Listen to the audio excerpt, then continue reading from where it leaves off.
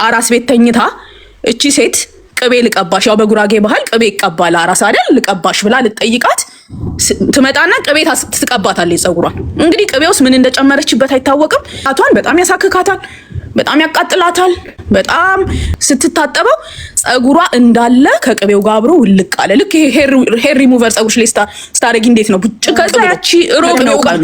ያቺ የተረፈችውን ደግሞ ትናንት ላልበሉት ልጆቿ ደግሞ እናት አሙቃ አሁንም ያም ጎመን በስጋ ትሰጣቸዋለች። ሌሎቹ እንዴት በሉ? ሃይ ሀውዬ አዲስ አካውንት ከፍቼ ነው እንጂ ፎሎ አረግሽ ነበር። አዲስ አካውንት ስለሆነ ነው። ያ ታሪኩ እንዴት መሰለሽ? እዚህ አሁን እቺ ባለ ታሪኳ እግረኛ ሚዲያ ላይ ቀረበችው እና የምትከሳት ሴትዮ ዝምድናቸው ምንድነው? የወንድማማች ሚስቶች ናቸው ሁለቱም ማለት ነው። ኦኬ። ገደለች የተባለችው የባለ ታሪኳ የባል ወንድም ሚስት ናት። እሺ። እና ምንድነው የሆነው? እቺ እናት ትንሽ ልጅ አላት የ2 ዓመት ከሱ ጋር ሆና ጎመን ትቀቅላለች። ጎመን በስጋ ማለት ነው። እና ጎመን በስጋው በጣም ትንሽ ነው። እሱን ቀቅላ ልጇን ግን ከትምህርት ቤት ሴት ልጇን የ14 ዓመት ትሁን የ16 እርግጠኛ አይደለሁም። እሷን ከትምህርት ቤት ነይ ቤት ድረሽ ቶሎ ትላትና ሌላ ከተማ ትንሽ ካሉበት ወጣ ሚል እናቷን ለመጠየቅ ስለምትሄድ ልጇን ቶሎ ቤት ድረሽ ትልና ልጇን ቤት አስቀምጣ ሴቷን ትንሹን ልጅ ደግሞ ይዛ ውሃ ልትቀዳ ትሄዳለች። በዚህ ሰዓት የወንድም ሚስት የተባለችው ቤት ትገባለች። ቤት ገብታ የሆነ ድስቱን ስታማስል ይቺ 14 ዓመት ልጅ አይታለች። ግን መርዝ ትጨምር አትጨምር አላወቀችም። አይታለች፣ ትታማስል ነው ያየችው። ምንም ስትጨምር ምን እንደሆነ አይታወቅ። ግን ሴትዮዋ ኖርማሊ ቤት ውስጥ የምትገባ አይነት ሴትዮ አይደለችም። እዛ ቤት ጸበኞች ናቸው ከዚህም በፊት። አዎ ጸብ አላቸው፣ አይዋደዱ። ስለዚህ ዝም ብለሽ አንቺ ሰው ቤት ገብተሽ አታማሲም ድስት ከፍተሽ እና እቺ ሴትዮ ከፍታ አማስላ ትወጣለች። ልጅም ያን አይታለች፣ ግን አልተናገረችም። ከዛ እናት ትመጣና ውሃውን ቀርታ ስትመጣ በሉ ይሄንን እራት ብሉ ትልና ለትንሹ ትንሽ ጎመን በስጋ ነው አለች የሰራችው። ስለዚህ ስለማይበቃም እሷም አልበላችም፣ ቁርስ በልታለች እሷ። ስለዚህ ይሄን ለራታችሁ ብሉ ብላ ለሴት ልጇ ትነግርና አብሯት ላለው ለትንሹ ልጅ ግን ትንሽ ታበላውና ይሄዳሉ። ማጋ እናቷ ጋር ማለት ነው። ከከተማ ወጣ ወዳለ ቦታ የጨመረችው ልጅ ናት እያሉ ነው፣ ያማሰለችው ልጅ ናት እያሉ ነው። አው ማናት መሰለሽ? እሷች የተከሳሿ ትልቅ ልጅ ናት፣ ልጇ ናት። እቺ ጸበኞች ናቸው በጠቅላላ ቤተሰቡ። ሚስት ልጅ ናት። አው ልጅ ናት። አው ግን ጸበኞች ናቸው። ጸቡ ያለው ከሚስትየዋ ጋር ነው፣ ከልጆቹ ጋር ሳይሆን ከሚስትየዋ ጋር ነው። ከዛ እቺ እናት በቃ ትንሹ ልጅ ብቻ ታበላና ተነስታ እናቷ ጋር ትሄዳለች። እራት አሟሙቃችሁ ብሉ ብላ ማለት ነው። ያንን ምግብ እሷ አልበላችሁ፣ ቁርስ በልታ ስለነበር እኔ አልበላም ብላ ትንሽ ነው ደግሞ። ከዛ እናቷ ጋር ሄዳት ያ ትንሽ ልጅ ይዛው የሄደችው ከዛ ጎመን በስጋ ላይ የበላው ይታመማል፣ በጣም ይታመማል። በልቷላ ልክ መንገድ ከመጀመራቸው በፊት አብልተዋለች። እሷ ኦልሬዲ ቁርስ በልታ ነበረ። ሲቀጥል ደግሞ ትንሽ ነው ጎመን በስጋው እና ብዙ ልጅ ነው ቤት ውስጥ ያለው። ስለዚህ አልነካችሁም። በቃ እሷ ጨማምራ ከድና ነው ውሃ ከባቸው። አዎ ሲቀጥል በቃ ጨማምራ ከዳድና ነው ውሃ ልትቀዳ ሄደችው። ስለዚህ ከዛም በኋላ መተም አልቀመሰችው። ኦልሬዲ ቀመማ ጨርሳ ነው። ከዛ ያ ልጅ ይታመምባታል። ከዛ ከትምህርት ቤት ሲመጡ አንደኛውም ይበላል። በቃ ያሉት ከትምህርት ቤት ሲመጡ ያሉት ይበላሉ። 6 ልጅ ነው የሞተው። ከዛ ይበላሉ። ትጠራለች እሷም ያኛው አብሯት ያለውም ልጅ በጣም ይታመማል። ትኩሳት ምናምን ያስታውከዋል። በጣም ቮሚት ያደርጋል ምናምን። ከዛ በቃ እሷም ወደ ቤቷ ትመለሳለች። ስትመለስ አድራ ነው የምትመለሰው። ስትመለስ እናቷ ጋር አድራ ስትመለስ በቃ ቤተሰብ ልጆቿ ታመዋል። በኋላ ምን እንደሆነ ማላወቀችም። ጎረቤት ምናምን ተሰብስቦ ልጆቹን ሆስፒታል ይወስዳል። ሆስፒታልም ምንም ሊያረጉ አልቻሉም። በቃ የሆነ የምግብ መመረዝ ይመስላል ብለው በቃ ይልኳቸዋል። ከዛ ያቺ ሮብ ነው ቀኑ። ያቺ የተረፈችውን ደግሞ ትናንት ላልበሉት ልጆቿ ደግሞ እናት አሙቃ አሁንም ያም ጎመን በስጋ ትሰጣቸዋለች። እናት አታውቅማ። በሽታው ሌላ ነው የመሰላት። ኦኬ ራሷስ እንዴት አልበላችም? እኔ እኮ ግራ ይገባል። ሮብ ቀን ነው እናትየው እንዴት አልበላችም? የመጀመሪያው ቀን እንዳልኩሽ ሰራርታ ከዳድና ነው በቃ የሄደችው። በሁለተኛው ቀን አሙቃ ለልጆቿ ስትሰጥ እንዴት እናትየው አልበላችም? ሮብ ቀን ነው ጎመን በስጋ ስለሆነ እሷ ሮብ ስለሆነ ጾመኛ ናት። ኦኬ ስለዚህ ሳትበላት እሷ አልበላችም። ልጆቿም የቀረውን አሟሙቃ በቃ እንዲህ እያለ ባልም ከመቶ ማታ የበላ ነው እሱም ታሟል። እንዲህ እያለ በቃ እየተንጠባጠቡ ግማሹ ወደ አዲስ አበባ ወደ ጳውሎስ ሪፈር ተደረጉ። ግማሹ ደግሞ እዛም ሳይደርሱ ሞቱ፣ ተቀበሩ። በአብዛኛው ብቻ ሁሉም ሞተው እስኪቀበሩ ያለው 11 ቀን ነው አቡዬ። በ11 ቀን ውስጥ ነው። ምክንያቱም አዲስ አበባ ጳውሎስ ሄደው የተወሰነ ቀናት በሕክምና ቆይተው እንትን ብሏል። ባሏና ትንጡ ልጅ ግን አዲስ አበባ መጥተው ጳውሎስ ሆስፒታል ታክመው ውጤቱም የሚያሳየው መርዝ እንዳለ ግን የመርዙ አይነት አልታወቀም። እና ደግሞ የመጀመሪያ ጸባቸው ምን መሰለሽ አቡዬ፣ ከዚህ በፊት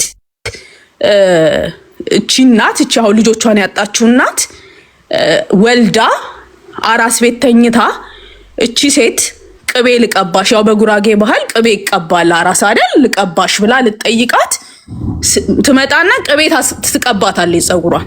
እንግዲህ ቅቤውስ ምን እንደጨመረችበት አይታወቅም።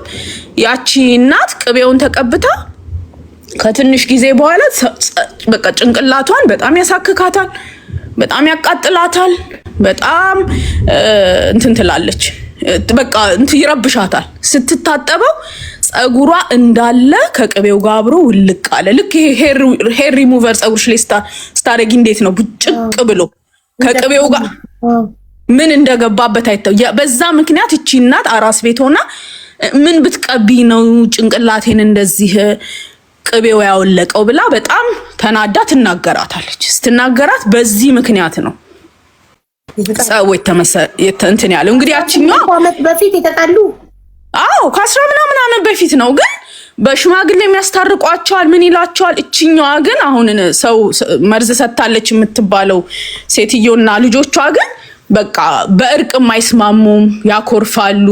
ቆይ አገኝሻለሁ፣ ይሄ የብቀላ ቃሎች አሉ አይደለ?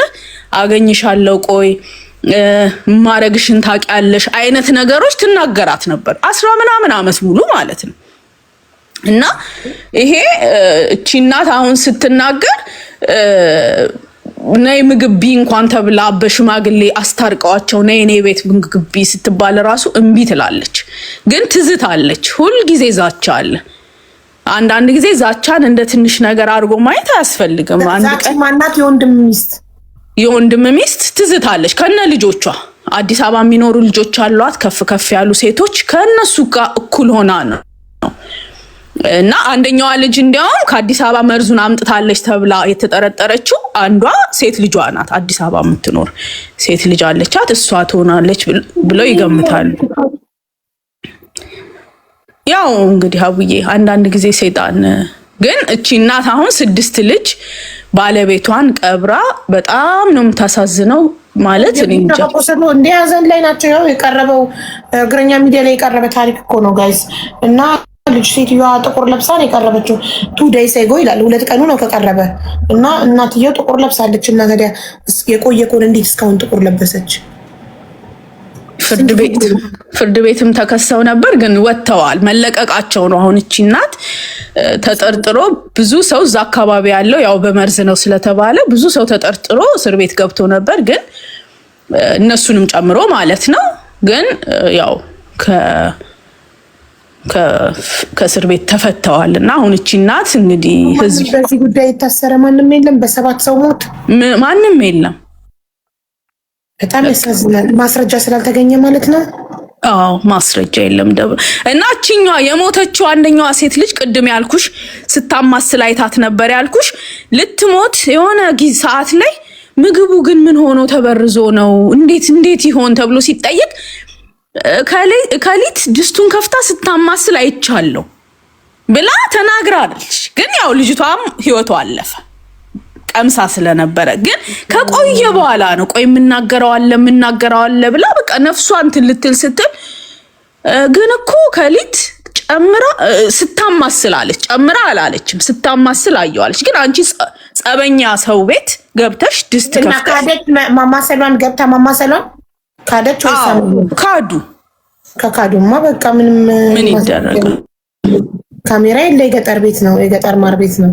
አዎ የሰባት ሰው ነፍስ እንዲህ እንደዋዛ 6 ልጅ እና አንድ አባት። ወይኔ ምን አይነት ሰላም ይኖራታል ግን? እንዴት ህይወቷን ትቀጥላለች ሴትዮዋ ያቺ ገዳይ? አዎ የህሊና ፍርድ ይበልጣል ከምድራዊ ፍርድ እኮ የህሊና ፍርድ ነው። ያሳዝናል። እሺ እሷ እንደዛ ካለች በኋላ ነው ደግሞ ይበሉት ያደረውን እሷ እናት ያው እናቷ ቤት አድራ አያት ቤት ማለት ነው አድራ ስትመለስ የቀረውን አበላቻቸው። አይ እናትየውም ጸጸቱን አችልም ልጆቼን በገዛ እጄ አብልቼ ትላለች። ግን ታርግ ያሳዝናል። ስለዚህ በቃ ታሪኩን አንስማ። ኦልሬዲ ከሷ ሰማነው አይደል ጋይስ? ግረኛ ላይ ያለ አቡዬ እኮ ከፍቼው እኮ ነው። ግን እሳቸው ቀስ እያሉ ስለሚያወሩ ሙሉን የሰማው ሰው አጠር አድርጎ እንዲነግረኝ ጠይቄ ነው። አሻራ የለም ወይ ገጠር አይደል?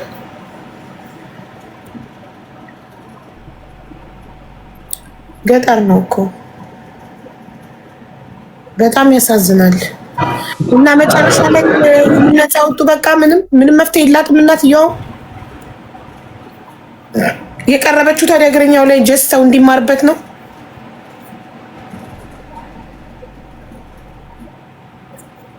የኢትዮጵያ ሕዝብ ይፍረደኝ ብለው ነው የመጡት።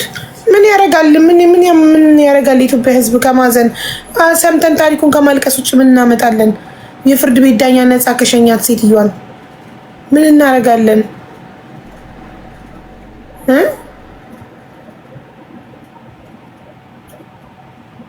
እንደ አዲስ ጉዳዩ እንዲታይላት ድምፅ እንድንሆናት ላሳልፈውና መጨረሻ ላይ እግረኛ ያላት እንስማ ምን ቃል እንደገባላት።